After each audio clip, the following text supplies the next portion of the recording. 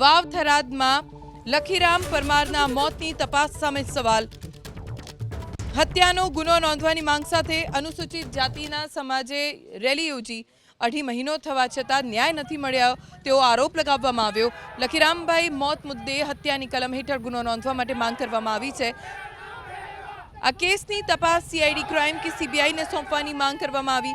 અનુસૂચિત જાતિ સમાજના આગેવાનોએ રેલી યોજી કલેક્ટરને આવેદનપત્ર આપ્યું। ન્યાય ન મળે તો અનુસૂચિત જાતિ સમાજની ઉગ્ર આંદોલનની ચીમકી। લખીરામભાઈ મોત મુદ્દે હત્યાની કલમ હેઠળ ગુનો નોંધવા માટે માંગ કરવામાં આવી છે। આ કેસની તપાસ સીઆઈડી ક્રાઇમ કે સીબીઆઈને સોંપવાની માંગ કરવામાં આવી।